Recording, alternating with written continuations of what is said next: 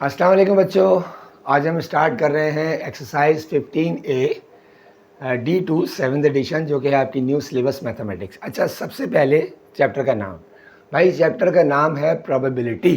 क्या है? Probability. Actually probability word जो है वो रिलेटेड है, कहाँ से लिया गया है? प्रोबेबली। प्रोबेबली का मतलब होता है शायद, परहैप्स। ठीक है, और मैं सादा लफ्ज़ों में अगर इसको प्रोबेबिलिटी को बताना चाहूँ तो मैं इसको बोलूँगा चांस। चांस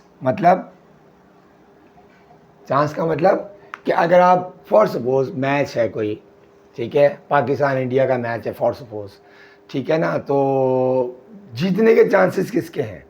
या तो पाकिस्तान जीतेगा या इंडिया जीतेगा। इसका मतलब यहाँ पर चांस आ जाता है 50-50%। ठीक है, तो जहाँ 50 अभी आपको श्योर नहीं हो कि कौन जीतेगा, पाकिस्तान जीतेगा या इंडिया जीतेगा, लेकिन यहाँ पर बात आ जाती है चांस की। ठीक है, क्या शायद पाकिस्तान जीत जाए या शायद इंडिया जीत जाए, सो इट डिपेंड्स। तो यहाँ पर हम बात करते हैं कि अगर मैं पाकिस्तान इंडिया के मैच की मैं बात करूँगा तो मैं बात करूँगा जी 1/2। 1/2 का मतलब होता है कि दो टीमें हैं, पाकिस्तान और इंडिया। चांस किसका है? किसी एक का, या तो पाकिस्तान जीतेगा या इंडिया जीतेगा। ठीक है, सो इसको हम कहते हैं प्रोबेबिलिटी। इसके अलावा और बहुत छोटी सी एग्जांपल है, आपने लूडो खेली होगी। लूडो में डाइस होता है, डाइस की सबसे इंपॉर्टेंट बात ये होती है कि ये बेटा क्यूब की फॉर्म में होता है। क्यूब का मतलब इसकी 6 साइड्स होती हैं और सारी साइड्स बराबर होती हैं। एक के ऊपर 1 2 3 4 5 6 आपके डॉट्स होते हैं। तो जब आप डाइस को फेंकते हो लूडो के ऊपर, तो या तो 1 आने का चांस है, या 2 आने का चांस है, या 3 आने का चांस है, या 4 आने का चांस है, या 5 आने का चांस है, या 6 आने का चांस है। तो इसका मतलब 1 से लेकर 6 तक के जो भी चांसेस हैं वो ओनली वंस हैं। ठीक है, तो हम इसको कहते हैं प्रोबेबिलिटी। ठीक है बेटा, आई थिंक आपको क्लियर होगा। लेकिन अगर कोई प्रोबेबिलिटी के हवाले से डाउट हो तो आप मुझसे पूछ सकते हैं, इंशाल्लाह मैं आपको ज़रूर बताऊंगा। अभी हम स्टार्ट करते हैं question number 1।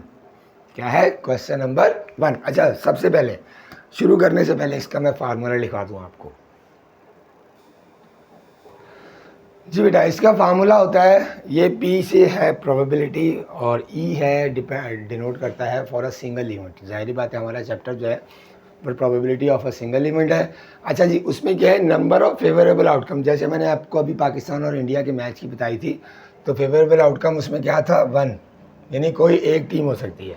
Total number of possible outcomes मतलब था कि जी पाकिस्तान इंडिया का मैच, यानी 2 टीमें, तो यहाँ पर हमने 2 लिखा था। ठीक है, तो याद रखिएगा, number of favourable outcomes divided by total number of possible outcomes. जैसे अगर हो सकता है वर्ल्ड कप हो, वर्ल्ड कप में 12 टीमें होती हैं, तो अगर 12 टीमें होती हैं तो 1/12 आ जाएगा। पाकिस्तान के जीतने का चांस क्या होंगे? 1/12 हो जाएगा। और इंडिया का मैच है तो 1/12 इंडिया का चांस हो जाएगा, या इंग्लैंड है या ऑस्ट्रेलिया है, कोई भी है। यानी जिस टीम के जीतने के चांस होंगे वो आपका आ जाएगा फेवरेबल आउटकम्स, और टोटल नंबर ऑफ टीम्स आ जाएंगी आपका टोटल पॉसिबल आउटकम्स। ठीक है, अच्छा, ये बार बार हम नहीं लिख सकते, तो इसलिए अब हम ये नहीं लिखेंगे, बल्कि हम लिखेंगे P × E = K/M। यानी K क्या है? नंबर ऑफ फेवरेबल आउटकम्स, और M क्या है? Total number of possible outcomes. ठीक है बेटा, तो अब हम पूरा फार्मूला नहीं लिखेंगे, बल्कि हम सिर्फ क्या लिखेंगे? K/M। तो आप बराए मेहरबानी आप समझ लीजिएगा कि K से मुराद है नंबर ऑफ फेवरेबल आउटकम्स, और M से मुराद है total number of possible outcomes. ठीक है बेटा, अब हम शुरू करते हैं अपनी एक्सरसाइज। अच्छा जी, क्वेश्चन नंबर 1 बहुत आसान है बेटा। क्वेश्चन नंबर 1 में कहा क्या गया है? क्वेश्चन नंबर 1 में कह रहा है, अ डॉट बोर्ड गेम, या आपने सबने खेला होगा, is divided into 6 equal sectors. अगर आप गौर करें, आपकी जो बुक में सेक्टर है 1 2 3 4 5 6 हैं। ठीक है, when a dart land on it, the number of the sector on which it landed is noted. Write down the sample space. अच्छा, अब आप समझ लें K को सैम्पल स्पेस भी कह सकते हैं, तो परेशान नहीं होइएगा। ठीक है, and state the total number of possible outcomes. तो बहुत आसान है आपका, अगर मैं सैम्पल स्पेस की बात करूं तो सैम्पल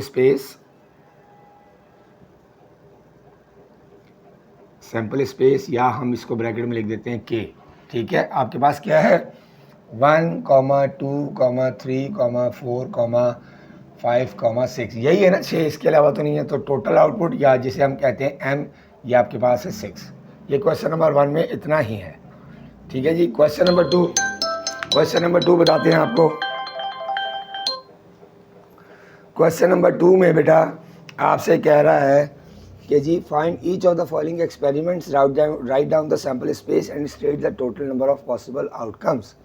ठीक है, अब पहला क्या है, टॉसिंग अ फेयर टेट्राहेड्रिकल। टेट्राहेड्रिकल होता है बेटा ट्राइएंगुलर पिरामिड समझ लो, कि जिसमें एक डाइज है, टेट्राहेड्रिकल है, यानी वो जैसे आपका क्यूब होता है वैसे टेट्राहेड्रिकल वो है।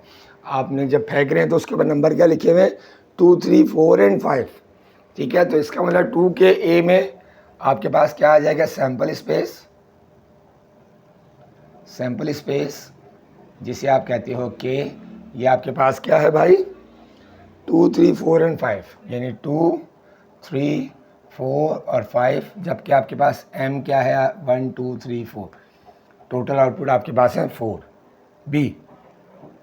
ठीक है जी, बी में क्या कहता है भाई, drawing a card eight random from a box containing 10 identical cards label A B C D E F G H I J। तो आप देख लें सर,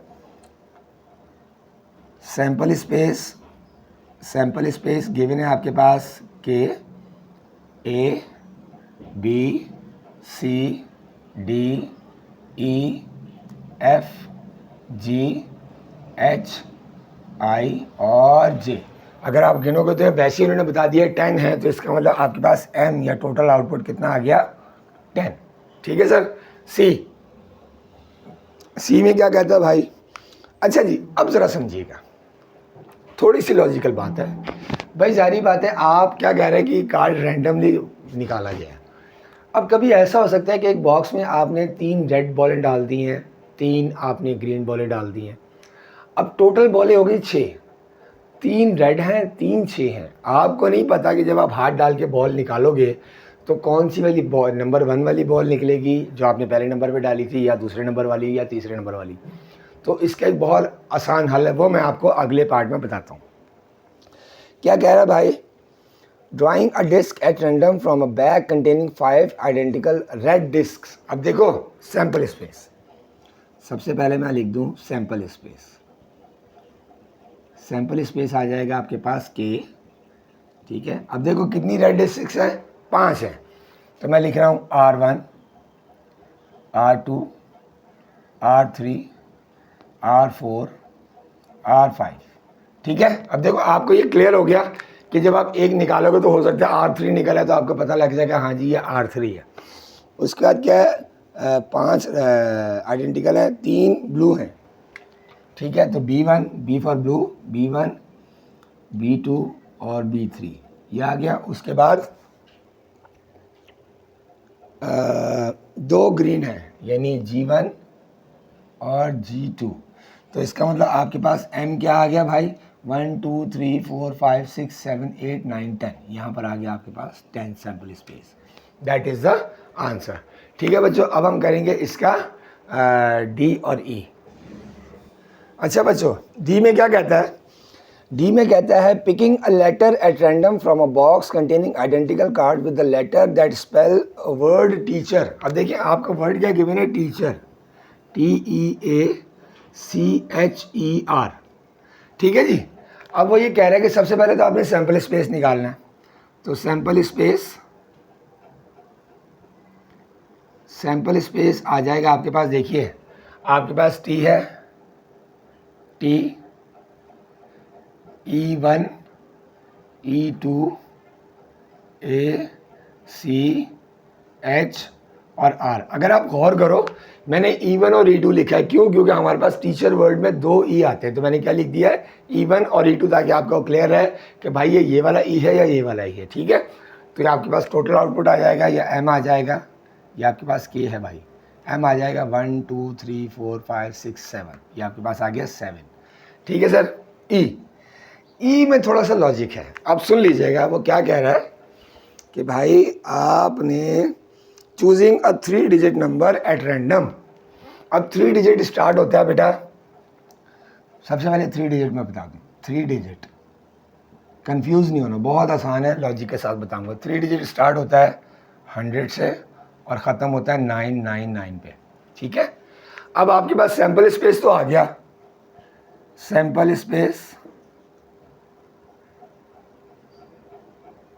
सैंपल स्पेस आ गया आपके पास, जिसे आप कहते हो K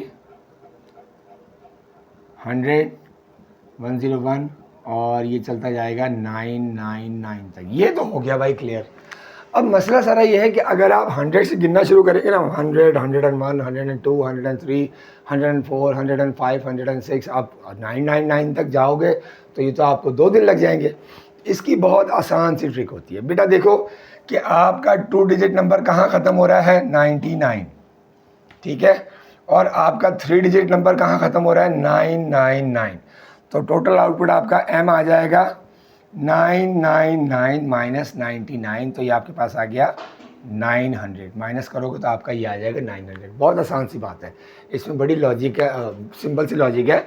याद रखिएगा कि जहाँ पर 2 डिजिट ख़त्म हो रहा है और जहाँ पर 3 डिजिट ख़त्म हो रहा है, क्या जहाँ पर 2 डिजिट ख़त्म हो रहा है, जहाँ पर 3 डिजिट ख़त्म हो रहा है, दोनों को माइनस कर दो तो आपके पास टोटल आउटपुट आ जाएगा। ठीक है बेटा, तो होपफुली क्लियर होगा। अगर कोई क्वेरी हो तो प्लीज़ ज़रूर पूछिएगा, इंशाल्लाह I will help you out. और कमेंट ज़रूर कीजिएगा और चैनल को सब्सक्राइब करें, शेयर करें, लाइक करें और बेल आइकन ज़रूर दबा दें। ठीक है बेटा, इंशाल्लाह फिर मुलाकात होती है नेक्स्ट वीडियो में क्वेश्चन नंबर 3 के साथ। Thank you.